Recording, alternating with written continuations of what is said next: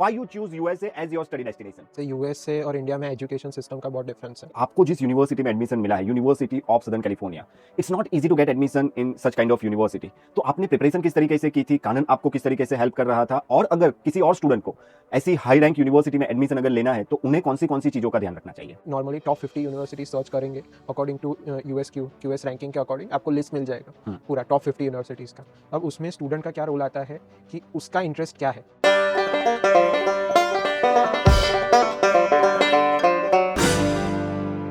So welcome, namaskar, adab, sat sri akal, God bless you to all of you. On behalf of Kanan.co, at the outset, I, Rudeep Thakkar, welcome you all for this amazing podcast series on Kanan Visa Insights. आज हम बात करने वाले हैं कि if you want to get admission in the high rank university in USA तो उसका process क्या रहता है, किस तरीके से आप एडमिशन ले सकते हैं, किस तरीके से आपकी प्रिपरेशन होनी चाहिए, कितना रिसर्च होना चाहिए, और एक्सेप्टेंस रेट बहुत कम होता है तो वो कम एक्सेप्टेंस रेट में आप आपकी जगह कैसे बना पाएंगे, सारी चीजों के बारे में विस्तार से बात करेंगे। क्योंकि आज हमारे साथ जो है वो हमारे स्टूडेंट है ऋषभ मलिक। सो स्वागत है आपका ऋषभ हमारे इस बेहद ही खास पॉडकास्ट में। तो सबसे पहले आपको मैं सवाल करना चाहूंगा, why you choose USA as your study destination? जैसे यूएसए और इंडिया में एजुकेशन सिस्टम का बहुत डिफरेंस है। यस, इंडिया फोकस मेनली करता है थियोरेटिकल बैकग्राउंड पे, प्रैक्टिकल पे भी करता है पर ज़्यादा वो ध्यान देता है थियोरेटिकल बैकग्राउंड पे। पर यूएसए इनिशियल लेवल से प्रैक्टिकल एक्सपोजर देता है स्टूडेंट्स को। मीन्स अगर उनको माइनर से माइनर चीज़ भी सिखानी है तो प्रैक्टिकली उसको अप्रोच करते हैं। और अब जैसे अगर कोई बचपन में ऐसा सिखा देता खाना भाई चम्मच से खाना है तो वो शायद भूल भी जाते। हाँ, पर वो उन्होंने बार बार प्रैक्टिकली सिखाया कि ऐसे खाना है, इसलिए हमको अभी तक याद है वो चीज़। वैसे ही अगर एजुकेशन में भी अगर एक एक चीज़ प्रैक्टिकली होती है जो यूएस की काफ़ी स्कूल्स और यूनिवर्सिटी में फॉलो होता है, ओके, और वो चीज़ लॉन्ग टाइम तक याद रहती है और उसका आउटपुट बहुत ज़्यादा बेटर मिलता है। ग्रेट। सो ऋषभ, दूसरा सवाल है कि आपको जिस यूनिवर्सिटी में एडमिशन मिला है, University of Southern California, it's not easy to get admission in such kind of university. तो आपने प्रिपरेशन किस तरीके से की थी, कानन आपको किस तरीके से हेल्प कर रहा था, और अगर किसी और स्टूडेंट को ऐसी हाई रैंक यूनिवर्सिटी में एडमिशन अगर लेना है तो उन्हें कौन सी चीजों का ध्यान रखना चाहिए? फर्स्टली सबसे पहले ये यूनिवर्सिटी सर्च करना इतना इजी नहीं होता, बिकॉज जो टॉप 50 रैंकिंग यूनिवर्सिटीज़ होती है वो कभी स्पॉन्सर्ड नहीं होती है। एब्सोल्युटली। तो गूगल पे अगर कोई भी प्रोग्राम आप स्पेसिफिकली सर्च करोगे तो सबसे पहले स्पॉन्सर्ड यूनिवर्सिटी आती है, और वो स्पॉन्सर्ड यूनिवर्सिटी का रैंक होता है 150, 160, 200, 1100 भी होता है। ओके। सो क्योंकि वो पैसा देके वो ऊपर उनका नाम आता है। यस। पर आप नीचे जब स्क्रॉल करोगे जहाँ आपको स्पॉन्सर मार्क हट गया, सो मीन्स वो क्वालिटी बता रहे हैं कि वो स्पॉन्सर नहीं है फिर भी वो अवेलेबल है। मीन्स उसका कुछ है, मोटिव है, अच्छा एडमिशन आप उसमें ले सकते हैं, आपके पास ऑप्शन है। अब जैसे आप नॉर्मली टॉप 50 यूनिवर्सिटी सर्च करेंगे अकॉर्डिंग टू क्यूएस रैंकिंग के अकॉर्डिंग आपको लिस्ट मिल जाएगा पूरा टॉप 50 यूनिवर्सिटीज़ का। अब उसमें स्टूडेंट का क्या रोल आता है कि उसका इंटरेस्ट क्या है, उसका कोर इंटरेस्ट क्या है। अगर वो कोर इंटरेस्ट के हिसाब से एक एक यूनिवर्सिटी में सर्च करेगा, क्योंकि जैसे इंडिया में बहुत वेबसाइट्स है अलग अलग कि वो आपको बताएगी डिटेल, पर वो वेबसाइट्स को मैं सजेस्ट करता हूँ कि नहीं फॉलो करना चाहिए। ईच यूनिवर्सिटी की वेबसाइट होती है, वो वेबसाइट पे प्रॉपर जाके प्रोग्राम डिस्क्रिप्शन में पूरा प्रोग्राम का डिटेल्स पढ़ ले तो वो आपके इंटरेस्ट में है कि नहीं। अब फॉर एग्जांपल जैसा मेरा कोर्स है उसमें फार्मास्यूटिकल साइंस भी आता है और फार्माको इकोनॉमिक्स भी आता है, एपिडर्मोलॉजी भी आता है, पर मेरा कोर इंटरेस्ट रिसर्च है। तो इसलिए अकॉर्डिंग टू दैट कि वो कौन से डिफरेंट कोर्सेज और कोर्सेज के अंदर कौन से सब्जेक्ट प्रोवाइड कर रहे हैं वो मैं सर्च करके यूनिवर्सिटी चूज करता हूँ। तो मेनली आपको पहले पता होना चाहिए कि आपको करना क्या है आगे जाके, और करना है तो क्यों करना है। पहले ये सवाल आपके माइंड में क्लियर होना चाहिए, फिर ही आप गूगल पे बैठ के यूनिवर्सिटी सर्च कर सकते हैं। एब्सोल्युटली, अभी अभी मैं ये किताब पढ़ रहा हूँ, ऑलवेज स्टार्ट विथ वाई। सो आपने भी यही बात की कि सबसे पहले हमें वाई पे फोकस करना चाहिए कि आपको ये क्यों करना है। सो आपने आपका ये वाई कब ढूंढा था? वाई जब मैं 9th-10th में था, ओके। तब एक क्लियर बैकग्राउंड था कि मुझे हेल्थ केयर में फोकस करना है। ओके। सिर्फ इसलिए ही नहीं क्योंकि मेरा मैथ्स वीक था या बायो Okay. स्ट्रॉन्ग था, पर मेरा कोर इंटरेस्ट था हेल्थ फैसिलिटी में। ओके।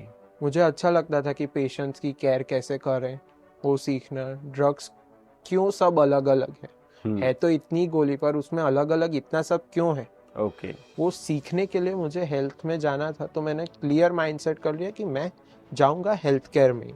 ओके। वो 9th और 10th में मेरा माइंडसेट क्लियर था। ओके। सो आप पहले से ही आपने तय किया था कि मुझे फार्मेसी में ही जाना है? सबसे पहले मेरा एमबीबीएस का भी प्लान था, ओके। पर दूसरा फार्मडी का प्लान था। ओके। अब मेनली जैसे फार्मेसी, सब लोग बोलते हैं फार्मेसी कर रहे हैं फार्मेसी, पर फार्मेसी सिर्फ एक फील्ड नहीं है। फार्मेसी में डिफरेंट ब्रांचेस हैं। ओके। अब जैसे मैं फार्मडी बोलता हूँ तो लोग बोलते हैं अच्छा diploma in pharmacy, okay. But वो डी फार्म होता है। यस। डी आगे और पीछे, मतलब 0 अगर पीछे लगे और आगे लगे उसमें जमीन आसमान का आसमान का फर्क फर्क होता हो है। जाता है। वैसे ही डिप्लोमा और डॉक्टरेट ऑफ फार्मेसी में डी आगे और पीछे का बहुत फर्क होता है। Absolutely. PharmD it is level of a PhD program, but diploma in pharmacy it's basically 2 to 3 years program, which you absolutely. can easily sell medications with a partner. Okay, so अब इसमें डिप्लोमा इन फार्मेसी आता है, उसके बाद bachelors in pharmacy आता है, और फिर एम फार्म आता है, masters in pharmacy. Pharmacy, yes. And 4th program आता है फार्मडी, जो मैंने करा हुआ है। ओके। जो सिर्फ दवाई की नहीं पर पेशेंट की केयर करना भी सिखाते हैं उसमें। ओके। सो मेनली फार्मेसी और एमबीबीएस का कॉम्बिनेशन आप कर दीजिए तो वो it is a kind of a family. India में बहुत कम यूनिवर्सिटीज़ है जो ये फार्मडी का प्रोग्राम ऑफर कर रही है, तो आपने फार्मडी कहाँ से किया? मैंने फैमिली पारुल यूनिवर्सिटी में से किया है। ओके। जब मैंने सर्च करने गया कि फैमिली मीन्स क्या है, कैसा है सब कुछ, तो तब गुजरात में सिर्फ 4 यूनिवर्सिटी प्रोवाइड करती थी फैमिली। यस। ओके, तो इसलिए मैंने डिसाइड किया कि मुझे अपने होम टाउन में ही रहना है और मुझे यहीं से करना है। बिकॉज इफ़ अगर मैं साउथ में जाता, सबसे बड़ा बैरियर लैंग्वेज। एब्सोल्युटली। और अब जब आप हेल्थ फील्ड में जा रहे हैं तो आपको लोकल लैंग्वेज आनी ही चाहिए। अगर आपको लोकल लैंग्वेज नहीं आएगी तो आप पेशेंट से इंटरेक्ट ही नहीं कर सकते। ओके। और वो कोई मतलब ही नहीं है फिर। तो इसलिए मैंने पारुल में ही चूज़ करा कि मैं वही फैमिली करूँगा। एंड ये कोर्स 2008 में ही गवर्नमेंट से अप्रूव हुआ है। ओके। इसमें ज़्यादा टाइम भी नहीं हुआ है, इसलिए इतने बैचेस भी नहीं उसके पास आउट हुए। ओके। लेकिन अगर हम यूएस की बात करते हैं तो वहाँ पे हमने अगर किसी ने बीफार्म किया हुआ है तो वो चलता है वहाँ पे, अगर आपको आगे कोई प्रोग्राम करने के लिए जाना है तो? हाँ, अगर आपको आगे प्रोग्राम करने जाना है तो वो वैलिड है। ओके। पर अगर आपको वहाँ का लाइसेंस चाहिए तो वो वैलिड नहीं है। ओके। क्योंकि वो स्ट्रिक्टली फैमिली ही फॉलो करते हैं और उनके वहाँ पे भी फैमिली ही प्रोग्राम है। There is no program called B pharm in USA, specifically in USA. In USA, yes. Not anywhere else, but in specifically in USA there is no program like bachelors in pharmacy और masters in pharmacy. Okay. तो वही मेरा सवाल था कि मान लो कि जिसने बीफार्म किया हुआ है उसको तो हम फार्मडी करने के लिए यूएस में भेज सकते हैं, लेकिन आपने तो ऑलरेडी यहाँ पे फार्मडी किया हुआ था, तो आपको एडमिशन लेने में कोई फिर दिक्कत आई आगे, या किस तरीके से फिर आपने प्रोग्राम का सिलेक्शन किया, या फिर किसी ने फार्मडी किया हुआ है तो फिर उन्हें यूएस में अगर पढ़ाई करने के लिए, फर्दर करने के लिए जाना है तो उनके लिए कौन से स्कोप रहते हैं? ओके, सो सबसे पहले इसमें आता है कोर इंटरेस्ट। फैमिली सिर्फ एक चीज़ पे स्टिक नहीं है। ओके। फैमिली सिर्फ पेशेंट केयर पे भी स्टिक नहीं है, वो ऑल्सो मैन्युफैक्चरिंग यूनिट्स में भी उतना ही कंट्रीब्यूशन देता है जितना हॉस्पिटल फील्ड्स में देता है। Okay. QA QC department, quality assurance and control department, उसमें भी फैमिली का बहुत इंपॉर्टेंट रोल होता है रेगुलेशंस को मेंटेन करना। ओके। क्लिनिकल रिसर्च में वो एज अ प्राइमरी इन्वेस्टिगेटर या फिर ऑडिटर या सीआरसी, सीआरओ ऐसे करके वो लोग वर्क कर सकते हैं उसमें। तो उसमें भी मीन्स वो यूजफुल है। तो अब वो ईच एंड एवरी स्टूडेंट पे डिपेंड करता है कि उसको करना क्या है। ओके। फॉर एग्जांपल जैसे किसी को क्लिनिकल रिसर्च करना है, masters in clinical research US में बहुत यूनिवर्सिटीज प्रोवाइड करती है, mainly talking about the MCPHS in Boston, which is also a good ranked university in USA for pharmacy background. So वो भी प्रोवाइड करता है, सेम नॉर्थ ईस्टर्न भी provide करता है, पर दोनों में अब डिफरेंस क्या है? एमसीपीएचएस आपको बैकग्राउंड के साथ फर्दर करियर में भी हेल्प करता है, पर नॉर्थ ईस्टर्न उस हिसाब से वर्क नहीं करता है। तो इसलिए अब आपको डिसाइड करना है कि आपको करना क्या है और आगे फ्यूचर के प्लान्स क्या है। उस हिसाब से आपको ईच एंड एवरी यूनिवर्सिटी का देखना पड़ता है, और उसमें एक एल्यूमिनाई सेक्शन होता है, मींस पास्ड आउट स्टूडेंट। तो अगर आपको सपोज कोई डाउट है तो कभी आप उनको मेल कर सकते हो कि आपका एक्सपीरियंस कैसा था, कि आपने कैसे करा ये सब। उसके लिए आप उनको मेल करके पूछ सकते हो, तो वो आपके फ्यूचर के लिए अच्छा रहता है। सो इसलिए उस हिसाब से एक स्टेप बाय स्टेप प्रोसेस है। और ऐसा तो नहीं है कि यूएस में आज डिसाइड किया और कल हम यूएस चले जाएंगे। It is next to impossible. At least आपको 7 मंथ्स पहले प्रिपरेशन करना है कि हमको यूएस जाना है, ये कोर्स के लिए जाना है। उस हिसाब से ही IELTS देनी है, फिर अदर कोई भी एग्ज़ाम रिक्वायर्ड है वो देना है। तो हम उस चीज़ में ऐसे स्टेप बाय स्टेप तरीके से देख सकते हैं। और जैसे क्लिनिकल रिसर्च बोला, क्लिनिकल रिसर्च में अभी लाइसेंसिंग एग्ज़ाम भी होता है वहाँ पे। लाइसेंसिंग के बाद भी बहुत सारे ऑप्शंस होते हैं अगर लोगों को करना है। तो रेसिडेंसी प्रोग्राम्स भी होता है फैमिली में, not only in MBBS but family also have the residency program. अभी आप जो प्रोग्राम करने के लिए जा रहे हो वो प्रोग्राम क्या है, और उसके बेस पे आप आपका फ्यूचर प्लान क्या सोच रहे हैं? ओके, बेसिकली मेरा प्रोग्राम है ना, कॉम्बिनेशनल प्रोग्राम है, और US is much more famous for offering the combinational program. Okay. So means इसमें मेरे को पूरा नॉलेज होगा प्री क्लिनिकल स्टडीज़ का, क्लिनिकल स्टडीज़ का, एंड पोस्ट मार्केटिंग सर्विलेंस का, and all the regulations which need to be followed at that point of time. And और ये कुछ 3 या 4 साल का प्रोसेस नहीं होता है, ये अराउंड 20 to 25 ईयर्स तक चलता है ये पूरा प्रोसेस। मतलब अगर एक पैरासीटामोल स्टार्टिंग में बन रही है, वो टेस्ट हो रहा है, तो उसको 25 साल भी लगते हैं मार्केट में आने के लिए। तो उसमें प्रॉपर रेगुलेशन फॉलो हुआ है कि नहीं, पेशेंट की सेफ्टी को ध्यान रखा है कि नहीं, एनिमल्स की सेफ्टी को ध्यान रखा है कि नहीं, वो माइंड में बहुत क्लियर होना चाहिए। और वही ये प्रोग्राम ऑफर करता है कि आप FDA रेगुलेशंस सीखिए, उसमें FDA क्या फॉलो करता है, कैसे फॉलो करता है, और हर एक प्रोडक्ट के ऊपर क्या क्या रेगुलेशंस अप्लाई होते हैं, क्या रूल्स अप्लाई होते हैं। अब फॉर एग्जांपल मैं एक सब्जेक्ट की बात करता हूँ, means regulation in drugs and biologics. Drugs mean normal जो फार्मास्यूटिकल ड्रग्स होते हैं वो, और बायोलॉजिक्स इक्विपमेंट्स, मेडिकल इक्विपमेंट्स जो होते हैं, उसमें भी एक प्रॉपर डायमीटर सेट होता है।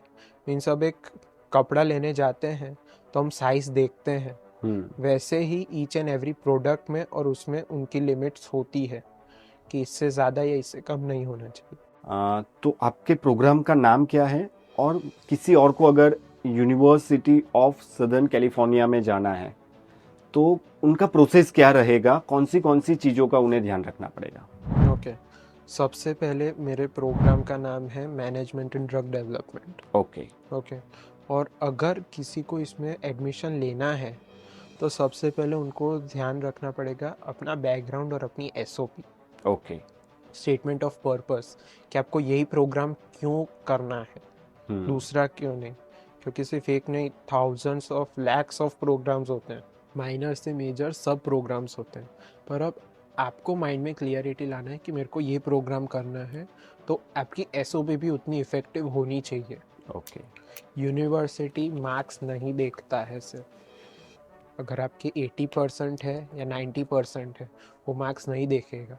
वो देखेगा SOP आप कितनी इफेक्टिवली लिखते हो, आपको कितना नीड है ये प्रोग्राम में आने के लिए, और आप क्या एक्सपेक्ट कर रहे हो ये प्रोग्राम से आपको देने के लिए। अगर वो आपके माइंड में क्लियर है और आपने प्रॉपर उसको एक उसमें पेज में लिख दिया, so means you are all set to go for university.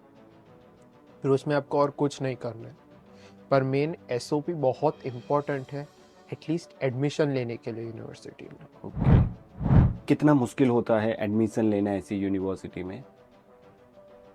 सबसे पहले लक Okay. बहुत इम्पोर्टेंट फैक्टर प्ले करता है, ओके और दूसरा आपकी नॉलेज और आपकी रिक्वायरमेंट्स और स्किल्स। ओके अब अगर आपके पास सिर्फ नॉलेज है, स्किल्स नहीं है, तो भी आपको एडमिशन नहीं मिलेगा। ओके और अगर आपके पास स्किल्स है, नॉलेज नहीं है, तो भी आपको एडमिशन नहीं मिलेगा।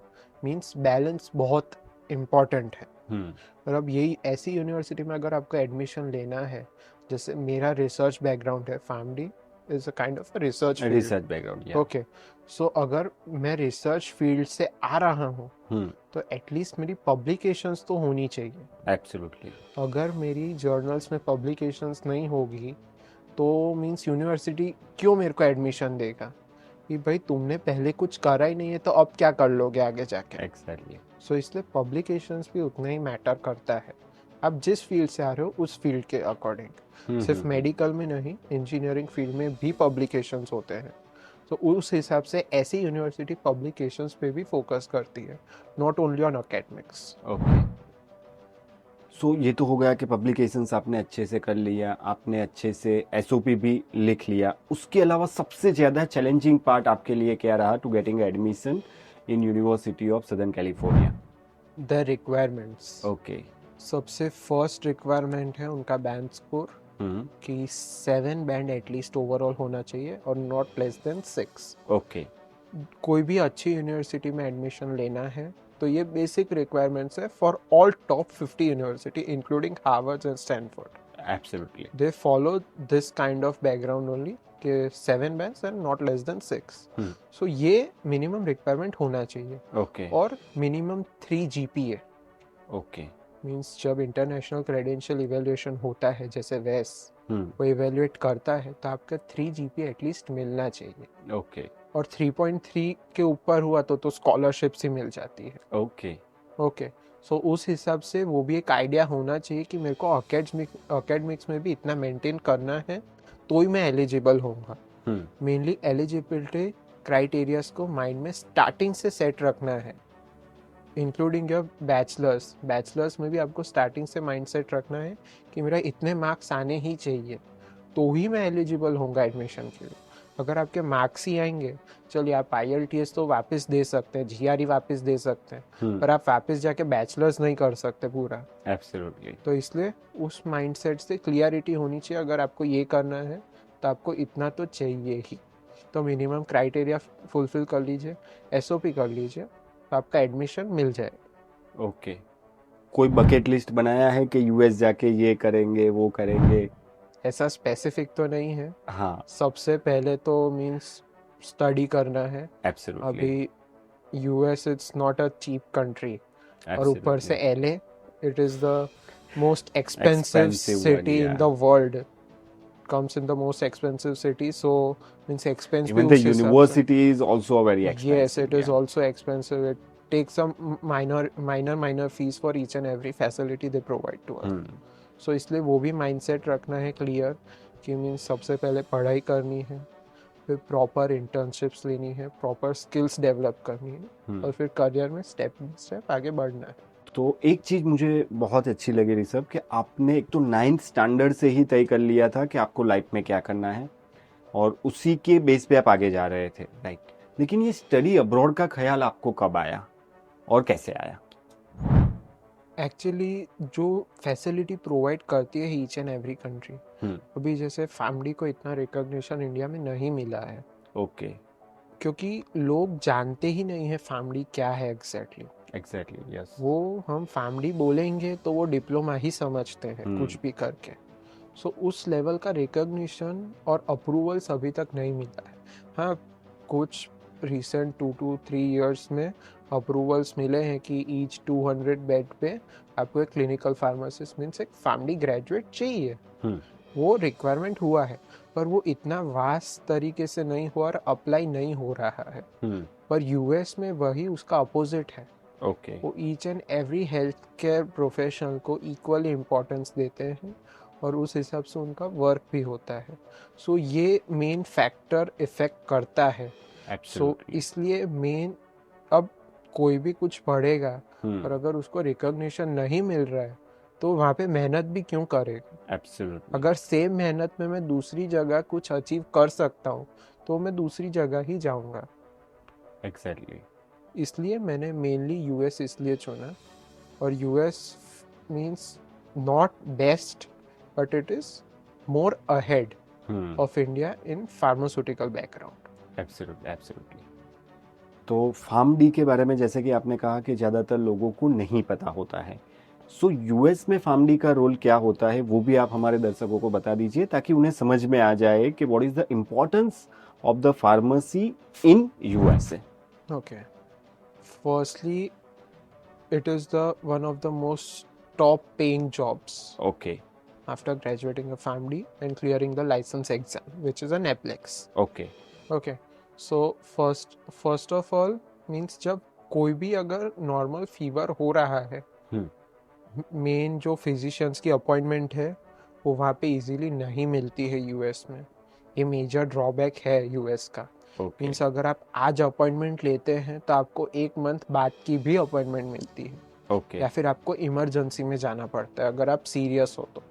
डन, तो इसकी वजह से क्या यहाँ पे फैमिली बहुत इंपॉर्टेंट रोल प्ले करता है। अब जैसे अगर आप फार्मेसी में जाके आप उसको आपकी कंप्लेंट्स बताएंगे, जैसे भाई मेरे को फीवर हो रहा है, मेरे को वॉमिटिंग हो रहा है और मेरे को नॉशियस फील हो रहा है, मीन्स काइंड ऑफ वॉमिटिंग हो रहा है और सर भी दुख रहा है मेरे को।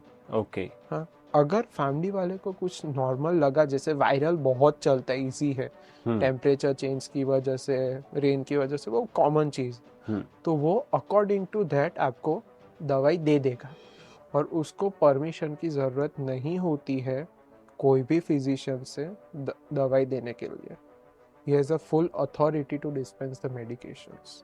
अच्छा, अगर हम उल्टा देखें, फिजिशियन के पास परमिशन होती है दवाई देने की?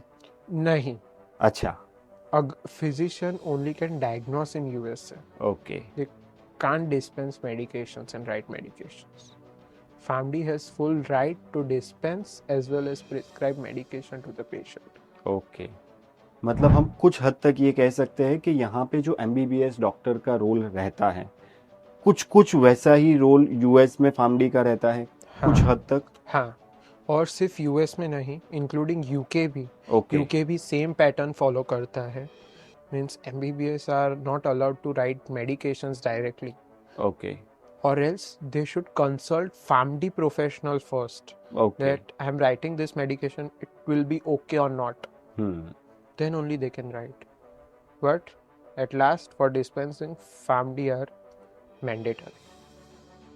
अगर किसी को हाई रैंक यूनिवर्सिटी में जाना है और अगर आपको 3 सीक्रेट बताने हैं कि ये 3 सीक्रेट है, ये 3 सीक्रेट को अगर आप फॉलो कर लेंगे तो आपको ऐसी हाई रैंक यूनिवर्सिटी में मिल जाएंगे। वो सीक्रेट भी हो सकते हैं, वो प्रोसेस भी हो सकते हैं, वो गाइडेंस भी हो सकते हैं, तो वो क्या है? वो 3 चीज़ें आप बताइए। Okay. सबसे पहले यूनिवर्सिटी आप ऐसे शॉर्टलिस्ट इजीली नहीं कर सकते। आपको एक एक्सेल शीट बनानी पड़ेगी उसके लिए। ओके, ठीक है, एक एक्सेल शीट में लिखिए सबसे पहले यूनिवर्सिटी का नेम, ओके, वो कौन सा प्रोग्राम प्रोवाइड कर रहा है, कौन से इंटेक्स में प्रोवाइड कर रहा है, उसका रैंक कितना है, और सीधा कोर्स की वेबसाइट मेन। तो अगर आपके पास इतना होगा ना तो आगे आपको फ्यूचर में बहुत वो काम लगेगा वो चीज़। तो ऐसे आप धीरे धीरे करके शॉर्ट लिस्ट करिए। मैंने अराउंड 100 यूनिवर्सिटीज़ का एक्सेल शीट बनाया था। ओके, और उस 100 में से मैं लास्ट 50 पे आया था, और 50 के बाद मैं 10 पे भी आया था, और 10 के बाद मैंने लास्ट 2 यूनिवर्सिटीज़ में अप्लाई किया था कि अगर मुझे यूएससी में सपोज नहीं मिला तो मुझे दूसरी यूनिवर्सिटी में 100% मिल ही जाएगा। Okay, so plan A and plan B दोनों चीज़ें रेडी होनी चाहिए। और ऐसा नहीं कि ऑप्शन चलो इसमें नहीं मिला, इसमें मिल ही जाएगा तो किसी में भी अप्लाई कर दो, नहीं, उससे वीज़ा के चांसेस भी कम हो जाते हैं। एब्सोल्युटली। अगर आप आपके लेवल प्रोफेशन के हिसाब से आप चूज़ नहीं करते प्रोग्राम, सो वीज़ा ऑफिसर बिल्कुल इंटरेस्टेड नहीं होते आपको वीज़ा देने के लिए। सो इसलिए आपको प्रोग्राम भी उसी हिसाब से डिसाइड करना पड़ता है और उसी हिसाब से शॉर्ट लिस्टिंग करनी पड़ती है। मेन बेसिक क्राइटेरियाज क्लियर होने चाहिए। और आप ओके बैंड्स भी ले आए, सब कुछ ले आए, आपने जीआरई भी क्लियर कर ली उनके हिसाब से, पर आपका 3 जीपीए ही नहीं बन रहा है तो आप ये यूनिवर्सिटी के लिए एलिजिबल ही नहीं नहीं हो पाएंगे। इसलिए मेन बेसिक एलिजिबिलिटी क्राइटेरियाज को आपको क्लियर करना पड़ेगा पहले, परफेक्ट। और उसके बाद आप आगे स्टेप बाय स्टेप कर सकते हो। और आई फील कि यूएसए का प्रोसेस बहुत इजी है, बस लेंथी है ओके और कुछ नहीं। मतलब आप इजीली आगे जाके अपने हर गोल अचीव कर सकते हो लॉन्ग टर्म पे, बस आपको उस हिसाब से हार्ड वर्क करना पड़े। तो हाई रैंक यूनिवर्सिटी में एडमिशन लेने के लिए स्टूडेंट का रोल क्या रहेगा और कंसल्टेंसी का रोल क्या होना चाहिए? ओके, अब इसमें पूरा कंसल्टेंसी पे भी बेस नहीं होता और पूरा स्टूडेंट पे भी बेस नहीं होता। यस। दोनों को पैरेलली काम करना पड़ता है। अब जैसे कोई स्टूडेंट आया और कंसल्टेंसी को बोल दिया कि आप मेरे को इसमें एडमिशन लेके दे दीजिए, ओके, पर कंसल्टेशन को नहीं पता कि आप किस किस फील्ड में अच्छे हैं। वो आपको उनके साथ बैठ के डिसाइड करना पड़ेगा कि भाई मैं ये फील्ड में अच्छा हूँ, इसलिए मुझे इस हिसाब से चीज़ें चाहिए। तो जितना मेहनत स्टूडेंट करता है उतना ही कंसल्टेशंस भी करते हैं ईच एंड एवरी पैरामीटर्स पे। वो बात हो गई आईएलटीएस कोचिंग, एजुकेशन लोन, फिर आगे visa process, visa preparation, main part US के लिए। तो ये सब चीज़ों के लिए पैरेलली वर्क करना पड़ता है। और अगर कोई भी क्वेरी आती है तो student should be capable enough to solve that query. Means मेरे एप्लीकेशंस में काफ़ी क्वेरीज आई थी कि ये प्रॉपर नहीं है, वो प्रॉपर नहीं है। मैंने उनको पर्सनल मेल्स किए, बार बार वो मेल से रिजॉल्व किए। अभी जाने से पहले उन्होंने मेरे आईएलटीएस का रिस्ट्रिक्शन डाल दिया था मेरे एप्लीकेशंस में। पर मैंने उनको मेल किया कि मैंने ऑफिशियल आपको स्कोर कार्ड भेज दिया है। ऐसे करके आपको प्रॉपर वो स्किल्स पता होनी चाहिए कि क्या क्या है। और अगर आपको कोई भी माइनर से माइनर डाउट्स है, आप कंसल्टेशंस में पूछिए या फिर आप डायरेक्ट यूनिवर्सिटीज़ में मेल कीजिए। वो मेल्स का रिप्लाई देंगे ही मंडे टू फ्राइडे के बीच। एब्सोल्युटली। क्योंकि मैंने जो यूनिवर्सिटी में मेल किया है, आज तक ऐसी कोई यूनिवर्सिटी नहीं है जिसने मेरे को रिवर्ट बैक नहीं किया हो। सब रिवर्ट बैक करते ही हैं और प्रॉपर आंसर्स मिलते ही हैं। इसलिए उस हिसाब से स्टूडेंट भी उतना ही केपेबल होना चाहिए जितना कंसल्टेशन केपेबल है। ओके तो इसलिए यहाँ पे बहुत इम्पोर्टेंट रोल दोनों का है। सिर्फ एक अगर अच्छा काम करे तो उससे नहीं फर्क पड़ता, क्योंकि काफ़ी स्टूडेंट ऐसे होते हैं कि कंसल्टेशन को देके छोड़ दिया, अब जो होगा आगे देखा जाएगा। पैसे दे दिया, वो लोग करेंगे। और सिर्फ पैसे से नहीं होता है, एब्सोल्युटली आपको हार्ड वर्क करना ही पड़ता है। ग्रेट। सो कानन का रोल क्या रहा, आपकी ये पूरी प्रोसेस रही उसमें? सबसे फर्स्ट मैंने कानन को यूनिवर्सिटी सिलेक्ट करके दी कि मुझे ये यूनिवर्सिटी में जाना है। उन्होंने आगे का मेरे को प्रोसेस समझाया कि ऐसे ऐसे प्रोसेस होगा, ये चीज़ें होगी। जो रिस्ट्रिक्शंस और जो मैंडेटरी थिंग्स है वो उन्होंने बताई मुझे कि मीन्स आप इसमें जाके क्या क्या कर सकते हो और आपको क्या क्या चीज़ें फॉलो करनी है। एसओपी बनाने में उन्होंने बहुत हेल्प की मेरी, और क्या क्या मैं एसओपी में ऐड कर सकता हूँ और इम्प्रोवाइज़ कर सकता हूँ, उसके लिए बहुत सपोर्ट किया कानन ने मेरे को। और ऑल्सो एक एक each and every parameter, each and every step पे Kanan was there for me. Okay, so thank you so much Rishabh for spending your most valuable time with us, and all the very best for your bright and enlightened future. So आप भी इसी तरीके के podcast देखना चाहते हैं और आप आने वाले वक्त में कौन से टॉपिक पे पॉडकास्ट देखना चाहते हैं? जैसे कि अब तक हम कनाडा के पॉडकास्ट कर रहे थे, आपने कहा कि हमें यूएस के बारे में जानना है, तो आज हम यूएस का पॉडकास्ट लेके आए। तो इसी तरीके से आप कमेंट करके हमें भी बता सकते हैं। लाइक कीजिए, ज्यादा से ज्यादा लोगों तक ये वीडियो आप शेयर कीजिए ताकि ज्यादा से ज्यादा लोग हाई रैंक यूनिवर्सिटी में एडमिशन ले पाए, अपना अच्छा कैरियर बना पाए। So thank you very much.